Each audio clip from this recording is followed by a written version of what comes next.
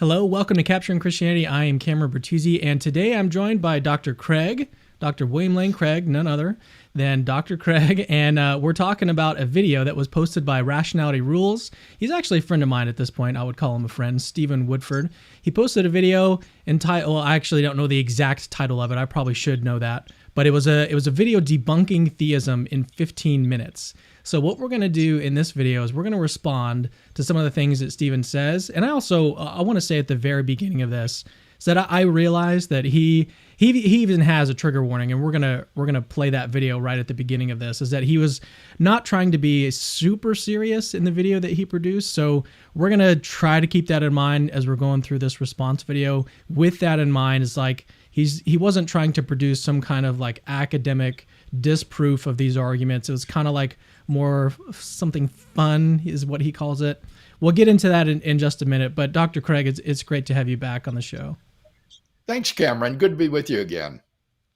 Great. Yeah. And if you'd like to learn more about Dr. Craig, then go visit his website, reasonablefaith.org. I've got it linked in the description of this video. I've also got Stephen's video linked in the description of this video if you'd like to go check that out. But without further ado, we're going to go ahead and jump right in and play the first clip. And as I mentioned, Dr. Craig, if you'd like to stop and say anything throughout these clips, then just let me know and I will pause it, and then we'll make comments and then keep going. So here we go. Here's the first clip.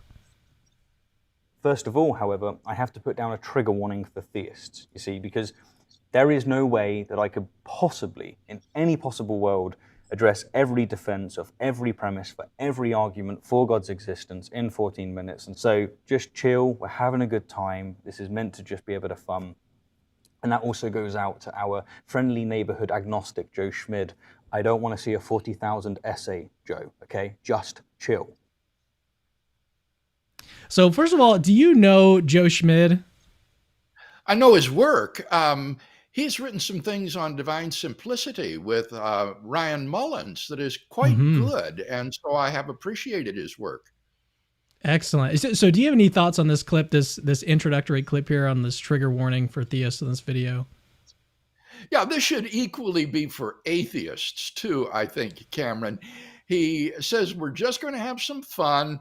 At the end of the video, he says, I'm just being a little facetious. I know I can't refute all the theistic arguments in 15 minutes, but I fear that some atheist may mistakenly think that he's done that. And I'm sure that he thinks that his criticisms are sound criticisms. And so I think it is fair to respond to him and point out their manifold shortcomings. I appreciate that. All right, let's get into the second clip here. Here we go. And as I mentioned, feel free to stop me at any point. All right. Let's start with everyone's favorite argument for God. And if this isn't your favorite argument for God, then you're wrong. It's the argument that asserts that if you can think of it, it's real. I call it the imagination game, but you may know it as the ontological argument. Allow me to demonstrate. I have produced here for you the greatest possible presentation. If this, the greatest possible presentation, did not exist, then you could produce a greater possible presentation. But you cannot produce a greater possible presentation than this, the greatest possible presentation. Hence, this is the greatest possible presentation. Checkmate. All right, let's stop it there, Cameron. I think he has really caricatured the ontological argument. It is not based upon your ability to imagine that God exists. And so imagining the greatest possible presentation, or he'll give some other parodies later, are not at all analogous to the ontological argument. A little bit later, I'll put up the actual premises of the ontological argument. The argument is based upon the possibility that there is a maximally great being, one that is omnipotent, omniscient, morally perfect, and necessarily existent. And it's not just a matter of imagination. It's a matter of what you think is possible. Metaphysically possible. Yes. All right, here we go. We'll continue. You see, the ontological argument treats existence as if it's an attribute, and then reasons that God must have this attribute since he is, by definition, the greatest possible being. Yes, I know this is philosophical masturbation at its finest. Objections. So there was this guy called Guanilo, and Guanilo Let's existed at the same time. pause there. Can we put up the actual premises of the ontological argument in the form that Alvin Plantinga defines it? Sure. Just give me a second. Give me a second to put it up on this screen. I'm just okay. Wasn't prepared to put it on this one, but I can. Here we go. This is how the argument actually goes. It's possible that a maximally great being called God exists, where maximal greatness is defined as omniscience, omnipotence, moral perfection, and necessary existence.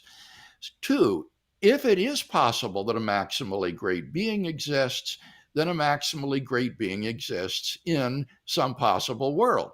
3, if a maximally great being exists in some possible worlds, then it exists in every possible world.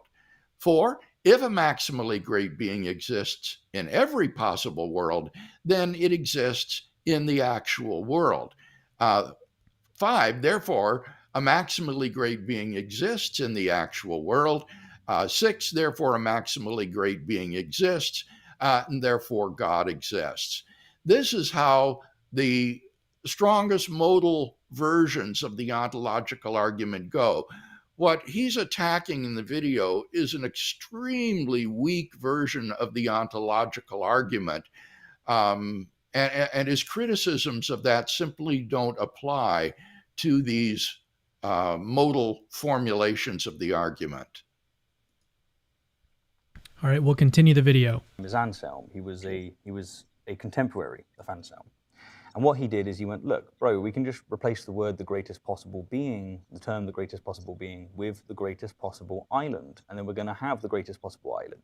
If you now think of an island and it's perfect for you, you're thinking it's got cookies, it's got Seth Andrews narrating your life, whatever it might be, but you don't have existence as part of the island's definition, then, well, I can think of a greater island, namely the one that you've just described, but with the addition of existence. It's better to exist than not exist.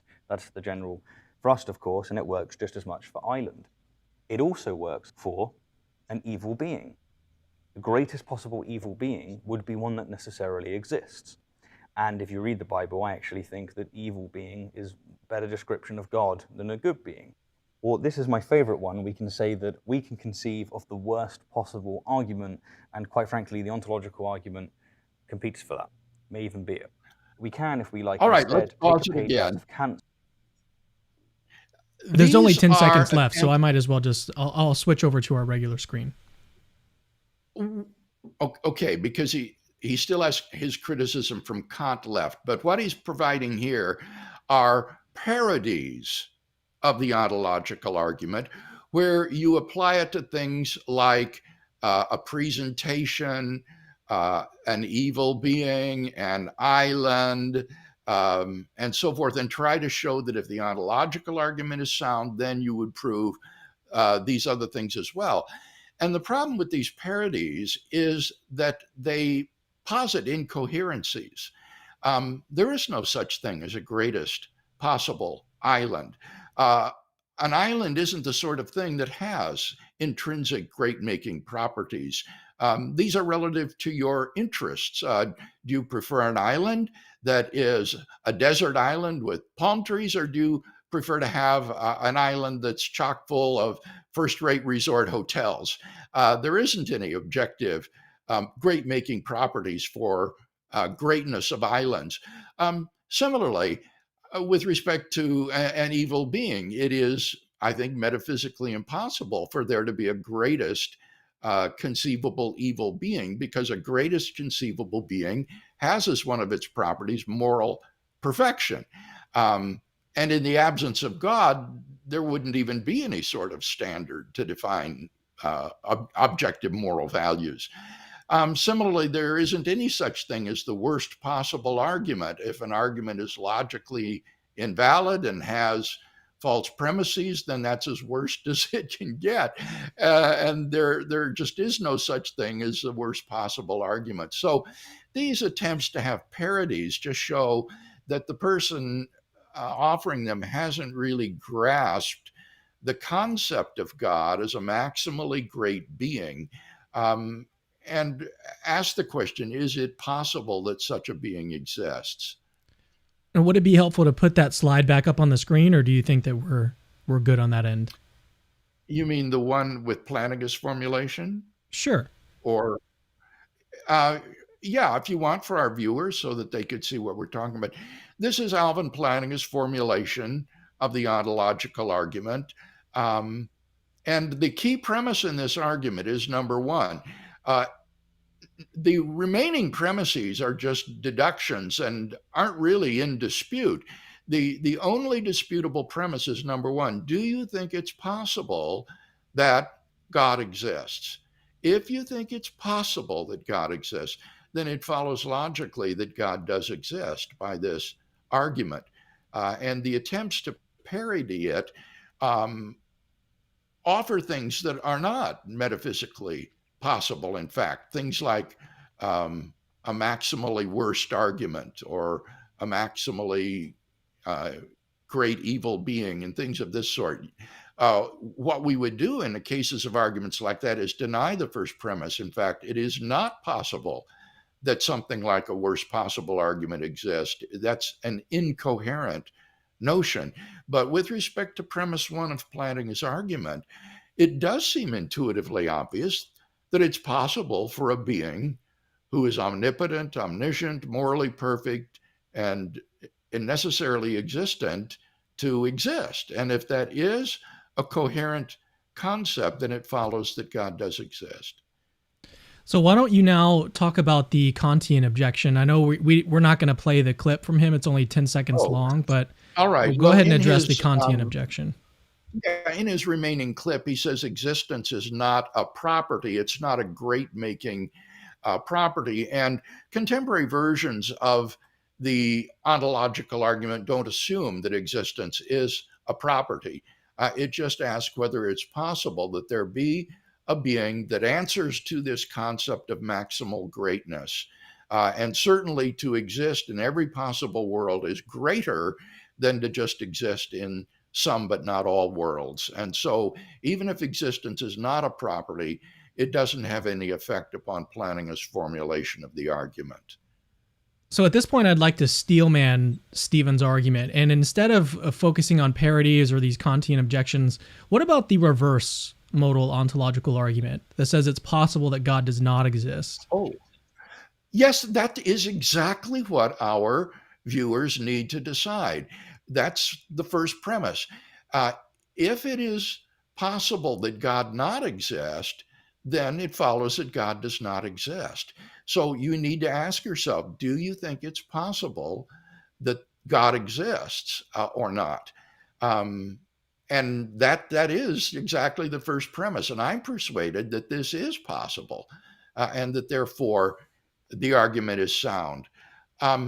Remember, as you pointed out, Cameron, we're talking about metaphysical possibility here, not merely epistemic possibility. Someone might think, well, it's possible that he exists. It's possible that he doesn't exist.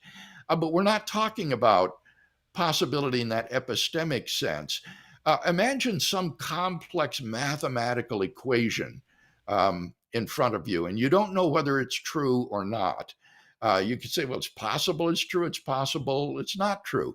But this mathematical equation, if it's possibly true, is necessarily true. And if it's possibly false, it's necessarily false. So when you talk in terms of metaphysical necessity or possibility, it's not a matter of our epistemic uncertainty. If it's possible, then it's necessary. And that's similar with respect to the case of God. All right, let's move on to the next clip. And this one is on the cosmological argument. And there's two clips in that one, but again, feel free to pause me as we go along here. Cosmological argument. When Thomists employ this argument, or indeed anything from Summa Theologia, they tend to insist on potentially wrapping their actual being of an argument in potential actualization for mysterious actual potential, but we ain't going to do this because we are Anglais. Capiche? Here it is in a nutshell. Premise 1. Everything that exists has a cause. Premise 2. The universe exists. Conclusion. All right, let's stop it right now at the end of this argument. This is a formulation of the cosmological argument that no one has defended. No theist believes that everything that exists has a cause. That would require that there be a cause of God. So what we've got here is, again, a caricature of the argument. This is not correctly formulated. Let's put up a formulation of the contingency argument that is one that theists have defended. All right, just working on it now. Again, we're kind of putting these in a place where I didn't have prepared, but this is totally okay. Here we go. Okay. Here's a version of the argument that I've defended based upon a formulation by Stephen Davis. Premise one, everything that exists has an explanation of its existence. And this might either be in the necessity of its own nature or in an external cause. Premise two is that the universe exists. Three, if the universe has an explanation of its existence, then that explanation is an external, transcendent, and personal cause. And four, therefore, the explanation of the existence of the universe is an external, transcendent, personal cause. Now, we won't go into the defense of all of these premises, but I think you can see that these premises are quite different than the ones that Stephen offers in his caricature. There's a difference between having a cause and having an explanation. And the premise that is correct is that everything that exists has an explanation of its existence, which might be either a cause, an external cause, or the necessity of its own nature. I've got a challenge for Stephen. I'd like him to show us who defends that first premise. Like, show us a theist in the literature that has defended that first premise, this version of this argument, because I don't think he's going to find it. He ascribes it to Thomas Aquinas, which is just completely false. Okay, let's keep going through the video. Has a cause. Proponents defend the first premise via inductive reasoning. They say, look, every existing thing we know of has a cause, and so we can assume that, probably, all existing things have a cause. They dress this up in Bayesian language normally as well. That's becoming quite popular in apologetic circles. So how do we respond to this? There's so many ways. Here's one. We can just point out that this is a black swan fallacy. For millennia, it was universally accepted that all swans are white. In fact, this truth was so incontrovertible that logicians would often use it to illustrate the process of deductive reasoning. Yes, all existing things seem to have a cause, but maybe in certain conditions there's a black swan. There is existing things that don't have causes. Maybe. But fair enough, the intuition is still pretty strong, so we'll try a different objection. What about this? We could say, no, everything that exists has an explanation, but not necessarily a cause. A cause is a very specific type of explanation. If I had 12 apples and I wanted to hand out one apple to every single person that was in that crowd, I couldn't do it because there was more than 12. Thus, the explanation obviously had nothing to do with causation at all.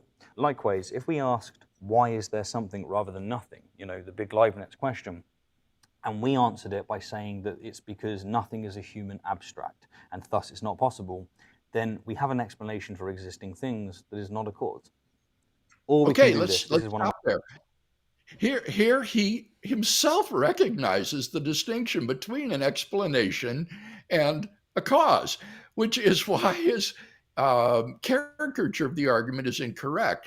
The correct premise is that everything that exists has an explanation of its existence, and that might be a cause, or it might be that the thing exists by a necessity of its own nature. And so Stephen himself, I think, undermines his critique by recognizing this important distinction between an explanation and a cause. My favorite ways to approach it. We could just bite the bullet and say, fair enough. But what this means is that God, being an existing thing, has a cause.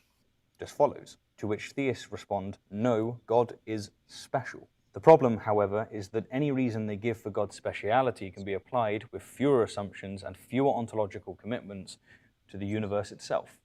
For instance, if they say that God is... Did you want to pause? Remember I said in the first premise that anything that exists has an explanation of its existence, either in the necessity of its own nature or in an external cause.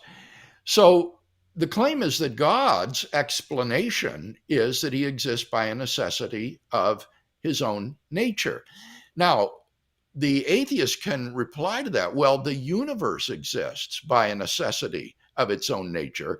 But then we are right in the midst of the contingency argument. Is the universe necessarily existent? I think hardly anyone thinks that the universe is a metaphysically necessary being. And especially the next argument we'll discuss, the one that is based on the beginning of the universe, seems to show very clearly that the universe is contingent. And therefore, this explanation for God's existence doesn't apply to the universe itself. All right, we've got about 17 seconds left in this clip. Unlimited in power, we can say that the universe is unlimited in power. If they say that God is necessary, we can say that the universe is necessary, and again, with fewer ontological commitments. Hence, their special pleading for God. They're asserting that God is an exception to a rule without adequate justification. All right, well, do you again, have any other thoughts? This is the heart of the debate. Can they plausibly maintain that the universe exists by a necessity of its own nature? I think that's highly implausible.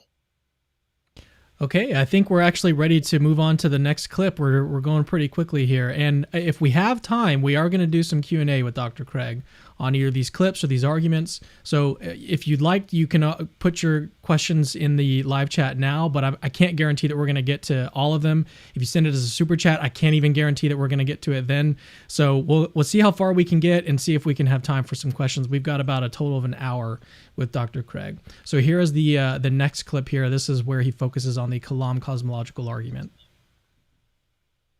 Now, given this problem of special pleading, theists had a great idea.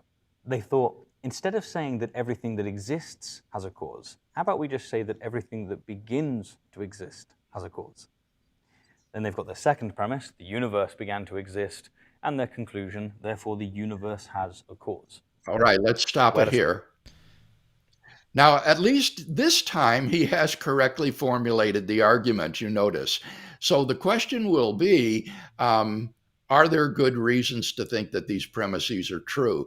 And I think you'll find in the forthcoming clip, he doesn't say anything to dispute premise one, that everything that begins to exist. His critique will be aimed at the arguments in support of premise two. Of course. Where to start?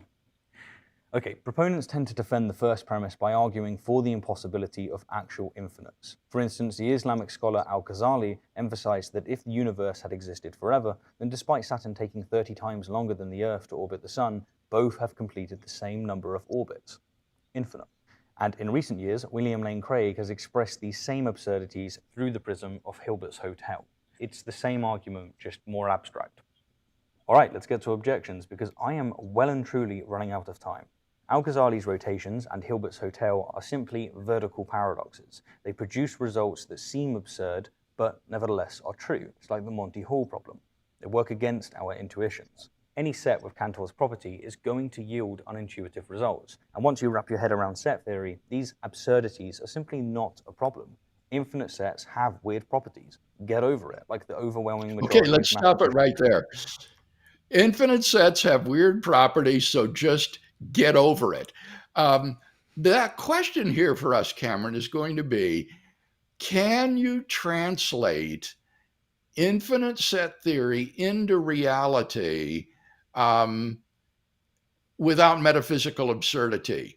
And my argument would be that however consistent infinite set theory is, given its axioms and definitions, that if you try to instantiate it in reality, as examples like Hilbert's Hotel and Al-Ghazali's illustration of Jupiter and Saturn orbiting from eternity past, it has results that I think are plausibly metaphysically absurd. And I think it's simply too dismissive to just say, get over it. The question is, how weird, how counterintuitive do these situations have to get before you recognize that, in fact, these are metaphysically impossible? Suppose I were to say to you that something has a size but doesn't have a shape. And you say, well, that's metaphysically impossible. Everything that has a size has a shape. And I say, no, just get over it. Or I say the prime minister is a prime number. And you say, well, that's metaphysically impossible. I say, well, just get over it. Or I say gold could have had a different atomic number than 79. There's no logical inconsistency in that. And you say, well, it's impossible that gold could have had a different atomic number than 79. And I just say, well, get over it. You see, you can say, just get over it about any of these metaphysically impossible situations. And I don't think that that really solves the problem. That's just far too easy, far too dismissive. I think that when you really think about what it would be like to have an actually infinite number of things, it is very plausible to think that this is metaphysically impossible. And it's just too easy to say, just get over it. Yeah, and I have to apologize to Stephen. These clips that we're like pausing and stuff, like you've got these faces that he's making and stuff, and it's not very flattering. But sorry about that, Stephen. So I did want to ask you a question, because related to this, it seems to me like you, in your conversation that you had with Cosmic Skeptic, you talked about the intellectual price tag of atheism. And I think that can kind of play a role here, is that if you want to say that it's metaphysically possible that these absurdities, could exist, it seems to if anything, if it's not metaphysically impossible, it nevertheless still raises the intellectual price tag of atheism. Maybe that's one way of looking at it. Exactly. That's exactly right, Cameron. If the atheist is going to just bite the bullet and say, I just affirm that you can have a hotel that is fully occupied and yet can accommodate infinitely new guests, I think you've considerably raised the price of atheism. So you're exactly right there. These arguments aren't coercive, but they certainly raise the price tag that the atheist has to pay for his skepticism. All right, let's continue through the video. And philosophers have.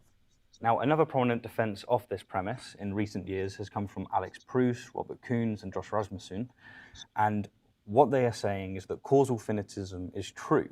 Causal finitism is the thesis that nothing can have an infinite causal history. Or in other words, there cannot be infinitely many causes affecting one target state, substance, or event. And to illustrate this, a priori, no less, from an armchair, theists will employ supposed paradoxes such as the grim messenger paradox. We haven't the time to be able to get into any of these paradoxes. I'm running out of time completely. But because the grim messenger paradox is their choice weapon, it's the one that they put forward, we can just simply point out that it is not, in fact, a paradox, but rather a logical inconsistency. It's just difficult to recognize it. If you need more help on this, watch my debate with Cameron Bertuzzi. I spell it out, and I go deeply into the works of Nicholas Schickel. All right, let's make clear for our viewers what the Grim Reaper paradox is. Imagine that you're alive at midnight, but there is a Grim Reaper who will cut you down at 1 a.m. if you live that long. But there's a second Grim Reaper who will cut you down at 12:30 if you live that long. But then there's a third Grim Reaper who will cut you down at 12:15 if you live that long, ad infinitum. The result of this situation is that it is logically impossible for you to live past midnight, and yet it is impossible that you be killed by any Grim Reaper, because before anyone could cut you down, you would already be dead. And so what Proust's argument shows is that if you can have an actually infinite number of things, it results not simply in metaphysical impossibility, but in a strict logical impossibility where you would be both dead and alive. Yeah, and there's been responses to this, and I actually did a debate with Stephen, and so I recommend, if you're interested in this objection, this argument, then go watch our debate. Go watch the back and forth, because there's some objections that he raises that I think are actually really good, and they're based on some other objections that have been raised by Alex Malpass and other philosophers. So really, really interesting exchange. If you're interested, go check out our debate, and I think he references it as well. But let's get to the last clip. We're actually going really quickly. Kind go of ahead. Funny. One last comment is that he tries to have his cake and eat it too. When it comes to things like Hilbert's Hotel and Al-Ghazali's orbits, he says, well, Just get over it. It's not logically inconsistent, no matter how absurd it seems. But then when you have something like the Grim Reaper paradox, where it is logically impossible, then he dismisses it as a logical inconsistency. I don't think you can have it both ways. Why is that? Can you explain that a little bit deeper? Why can't he have it both ways? Well, because on the one hand, he's saying that if it's not logically inconsistent, just get over it. There's no problem. But then with Proust shows that it does result in a logical inconsistency. And then he says it's not a problem because it's a logical impossibility. Well, actually, it makes you wonder, why couldn't you say that to someone who shows a logical impossibility? Suppose somebody demonstrates that it's a contradiction, and your response to that is just get over it. So what if it's a logical contradiction? Get over it. That kind of dismissive response just doesn't come to grips with the question, is this really metaphysically possible? Have you heard of the unsatisfiable pair diagnosis? No. Okay, it's one of the responses that Alex Malpass has developed in response to these Messenger and Reaper paradoxes. Really, like I said, it's really interesting stuff. There's been, that's like cutting edge, extreme cutting edge. And Proust talks about this objection in his book as well, Infinity Paradox, and I can't remember the full name of the title, but it really fun stuff. Philosophically, like, this is just stuff that I love to think about. But anyways, go watch that debate. Let's get into the last clip here on the moral argument. Next up, we have, I humbly state, the most eye-rolling argument of them all. Thanks again, Craig. The moral argument goes like this. If God does not exist, objective moral values do not exist. Premise 2, objective moral values do exist. Conclusion, therefore, God exists. All right, let's stop it here. Objections. He has at least, again, correctly formulated the argument as I've presented it, that if there is no God, if atheism is true, then objective moral values and duties don't exist. But objective moral values and duties do in fact exist, and therefore it follows logically that God exists. This is a valid argument, and so the only question is whether or not the premises are true. Well, we could take the anti-realist position and simply state, no, objective moral values and duties do not exist, and in doing so, reject premise 2. Get over it, bucko. Or, if you believe that morality is objective, you can do this. Okay, let's hold it here. Here we got the get over it objection again. Just adopt moral nihilism. That's all right. Just say there are no objective moral values and duties. There's nothing really immoral about murdering and raping a little girl. That's just fine. And I wonder, does Stephen really believe that? Or is he just, maybe he is just playing games. He says he's just having fun. The question is, right, which is more plausible, that premise 2 is true or that moral nihilism is true?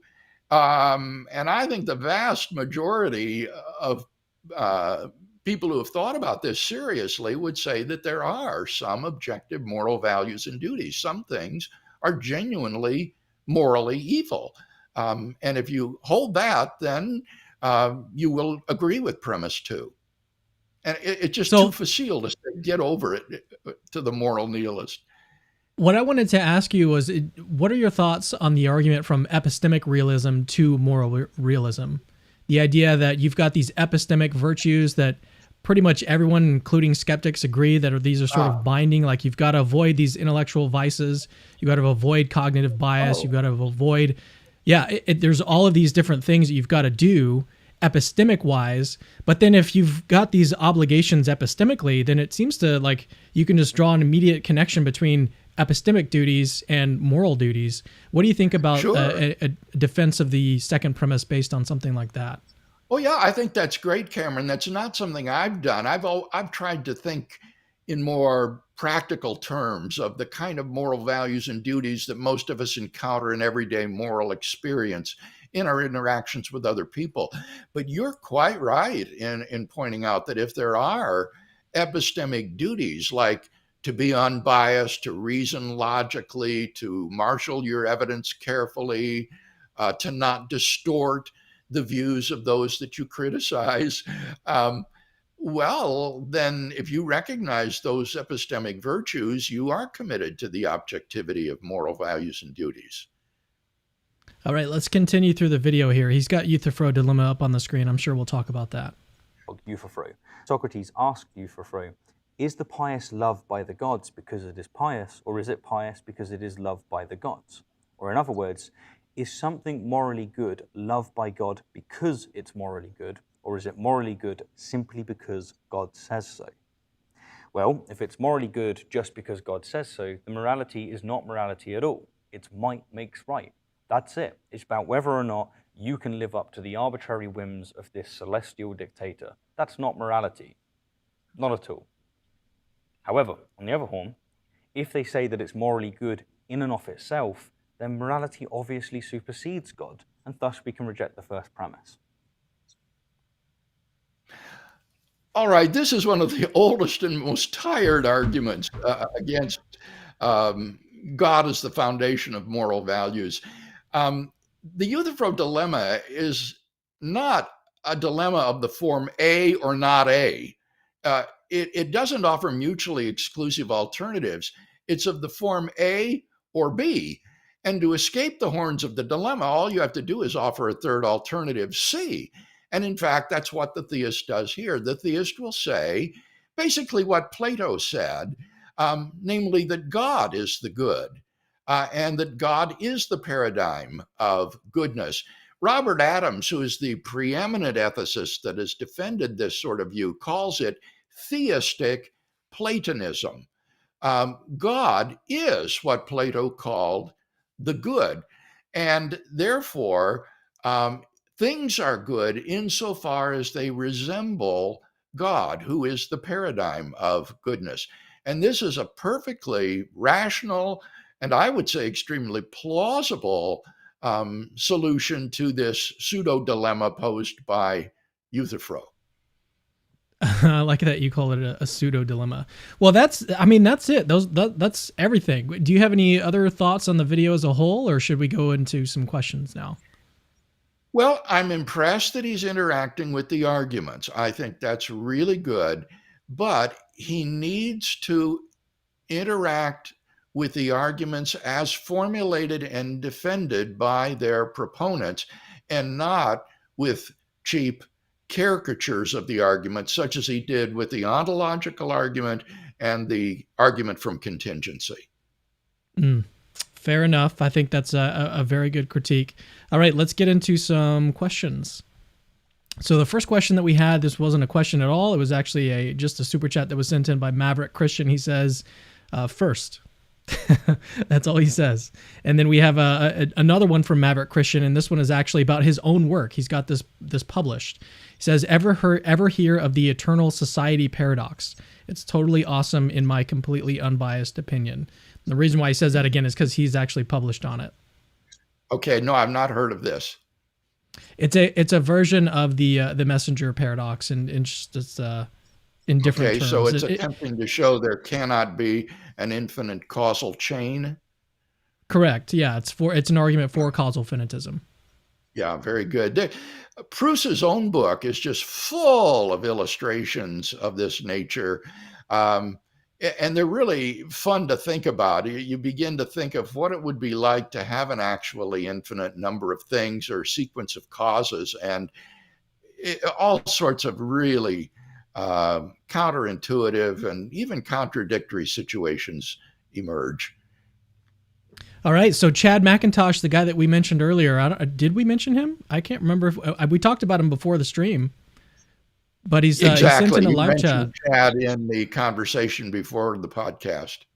Yeah, I was mentioning that we did an entire 4.5 hour show with Chad, and he laid out 150 plus different arguments for the existence of God, different versions of these arguments. He looked through the peer-reviewed literature and found all of these different versions, and we put them up on the screen. We talked about them for a little bit. 4.5 hours long. I highly recommend going and checking out that stream. And then here he is. He sent in a super chat for Dr. Craig. He says, everything has a cause. The straw man that will not die. There's even a logic text from the 1880s that complains about it. Say it with me. Get over it. That's Great. pretty clever. All right. So here's another question from Jojo Freelancer KUP. Pull it up on the screen here. What did God, and I think English may not be their first language, so I'll just read it exactly how they have it here. What did God before the creation? If God is eternal past, how did God start the creation? Did he always create? And are there versions that God is out of space and time? Well, this is a very profound question about the relationship between God and time. I've written several books on this, including a popular level book called Time and Eternity. And I would recommend this to Jojo. My studied position is that God is timeless without creation. God existing alone is changeless and therefore timeless. At the moment of creation, God exercises his causal power to bring the universe into being. And so the first moment of time is the moment at which God exercises his creative power and at which the universe springs into existence. And I would say, in virtue of that change in God, in virtue of that relation with the temporal universe, God enters into time at the moment of creation, so that God is temporal since the moment of creation. So the view that I've defended is a very odd one, but I think it's coherent, and that is that God is timeless without the universe and temporal since the moment of creation. So we just had a super chat come in just now, and I'm going to put it up on the screen so we can get rid of it really quickly. Can or will you grow your beard back? No. Well, I can, but I won't. I mean, there you go. Okay. This one is from Venerage. He says, is Dr. Craig aware of Paul Draper's upcoming book in 2023 on the problem of suffering? It's going to be his magnum opus. Will Dr. Craig respond to it? I don't know that I'll respond to it because I'm currently working on a systematic philosophical theology that occupies me full time during the workday. And so if this is not on topic, I'll probably not be interacting with it. Fortunately, there are plenty of other fine Christian philosophers who have worked on the problem of evil who probably will. Amen. All right. James Rivera says, what are Craig's thoughts on Kuhn's objection to God being the good, namely that it pushes the dilemma a step back? Yeah, I think this is just completely misconceived. There is no further meta dilemma once you say that God is the good, he is the paradigm of goodness, and that therefore finite things are good insofar as they resemble God. There just isn't any further dilemma to be pushed. Okay, here's another question sent in by Maverick Christian. He says, have you heard someone argue both premises of the moral argument are false? I noticed you can derive a contradiction from both premises being false in propositional logic. I think that sometimes people inconsistently vacillate between the two. I mean, even in the video we looked at today with Stephen, he didn't really make it clear what his position actually is on the moral argument. Does he deny the truth of premise 2 or premise 1? And so it's sometimes hard to get people to come clean on this, and they will jump back and forth. I remember one conversation I had with one fellow when we would talk about premise 1, he would agree with it but deny premise 2. But then when we talk about premise 2, he'd agree with it and deny premise 1. And so it's almost, it would be funny if it weren't so serious, but I wouldn't be surprised if some people just affirm contradictions with respect to this out of a desperation to avoid the conclusion. Okay, so just a couple more questions and then we're going to close it out. So this one from Tony XXD. Do you agree with evolution? That depends on how you define the word. You see, evolution is a kind of accordion word that can be expanded and contracted um, with the context of use. In the broadest sense of the word, evolution means descent with modification. And of course, I believe in that. Every young earth creationist believes in evolution in that sense because he believes that all human beings are descended from a single human pair. And yet, look at the enormous differences between, say, an Australian Aborigine and a fair skinned Laplander. Clearly, there's been descent with modification among living animals and organisms.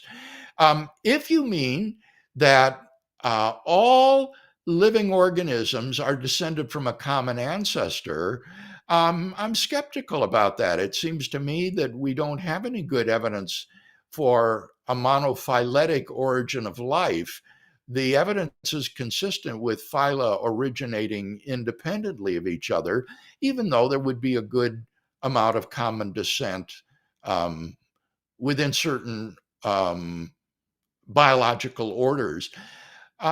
As for the explanatory mechanisms of evolutionary change, like random mutation and natural selection, I think that within the community of evolutionary biologists, there's a great deal of skepticism about the adequacy of those evolutionary mechanisms. And the cutting edge of evolutionary theory today is to talk about additional mechanisms.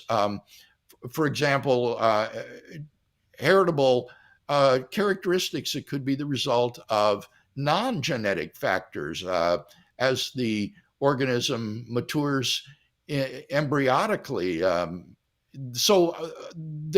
I think that the theory is still under development, and I'm open-minded to it. I'm open to being convinced by the evidence. Okay, so here's a question from Harrison Kunha. I'm hoping I'm pronouncing that correctly. Any thoughts on inflation before the Big Bang? I would say that if there is inflation before the Big Bang, it cannot be extended into the past infinitely. This was the startling implication of the Borde-Guth-Vilenkin theorem.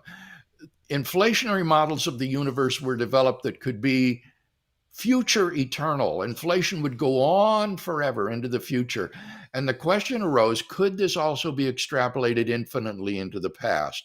And what the Borde-Guth-Vilenkin theorem showed is that that's not, in fact, possible. So I don't think that there's any hope for saying that this restores a past eternal universe. Okay, so Venerage has sent in another super chat, and he says, he or she, could Dr. Craig convince Alexander Proust to come on Capturing Christianity? We all want for it to happen. The answer is no. Well, I'll answer for really, you. Cameron? Yeah, he won't do it. I've talked to him on a number of occasions, and it's just the reason why he doesn't do it is because it's just not his thing. And I completely understand, like, it's just not his thing, you know? I do too. Alex Proust is sort of like a thinking machine. And I think his social skills might be such that he wouldn't feel real comfortable doing a podcast with Cameron.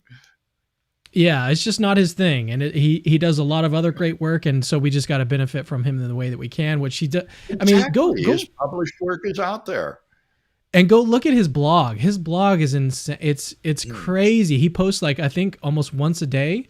He's even got like a backlog, according to other people. He's got a backlog of posts and stuff that are going to come out, and they're all just like every single one every day is just mind blowing. He's always putting out new content. Always, you can always glean from his work. So every single day, go and check it out. Okay, so this is a really good question. We've only got a few more minutes from CJ Byral. How do I start learning philosophy and theology? I haven't read any of the early philosophers or church fathers yet. Should I start with them? No, definitely not. Do not start there. I would say theologically, what you need to do is get a good book on basic Christian doctrine. And one that I recommend is by Bruce Milne, Milne. It's called Know the Truth. And it's a very nice survey of basic Christian doctrine. Or you could just work through the lectures of my Defenders class, which are available at reasonablefaith.org, and that will give you a survey of the whole body of Christian theology. Philosophically, you might want to take a look at J.P. Moreland and my book, Philosophical Foundations for a Christian Worldview, which is a sort of introduction to philosophy from a Christian perspective. All right, I'm going to need your help with this next question. I don't know if you can read it on the screen here. I read your last book. I'm curious if you have any pushback on Homo heidelbergensis? How do you say that? Heidelbergensis. Homo heidelbergensis. Heidelbergensis, being an ancestor. Many think it is not even... Go ahead. Or you can just call him Heidelberg man.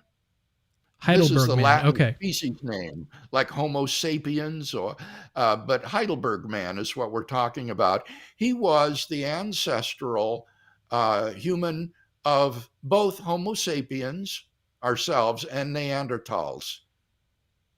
So her question is, Slam RN, she's one of our moderators. She says, many think it's not even a real species that lived. If that's true, how would that affect your model?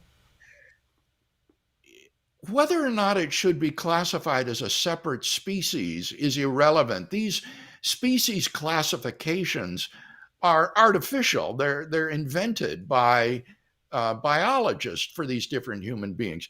The question is, did he actually live? Were there human beings like this?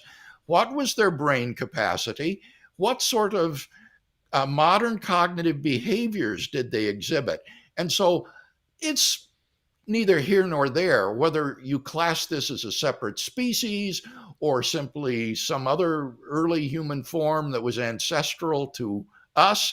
The point is that such a person, such human beings actually did exist. We have good archaeological and paleontological evidence of their reality, and I think we have good evidence for their modern cognitive capacities as well. From Cedric, he says, love you both. Question for Dr. Craig. Have you seen any promising advances on the multiverse theory of late? No, but I have to say that this isn't something that I'm working on right now. As I say, I'm writing this systematic philosophical theology. And so what I've been studying is, first of all, what is systematic theology? What is philosophical theology? Then the doctrine of Scripture, then the doctrine of faith. What is faith and how is faith justified? And then finally, a very large section on the doctrine of God, going through the various attributes of God. And this has been, for me, a sort of magnificent obsession that is taking all of my time. So I haven't been following current cosmology closely at all. Fair enough. All right, so here's the last question that's going to do it for us today. Another one from Venerage. Is Dr. Craig aware of Skydive Phil's documentary? Yes, thank you very much. Responding to this documentary, and I have also written 4 questions of the week responding to the documentary. And what I show, I think, is that although he has interviewed some very impressive physicists and philosophers, that the argument is misrepresented to these gentlemen so that their criticisms are largely aimed at straw men. The video also includes a couple of red herrings that are simply a waste of time because they're not relevant to the argument. And finally, the scientific information in the video is simply a rehash of old material that James Sinclair and I have already responded to. So although the video appears at first to be very impressive, at the end of the day, I think it proves to be disappointing, and it doesn't really succeed in advancing the debate. The section that I watched on the thermodynamics, that section seemed particularly weak to me.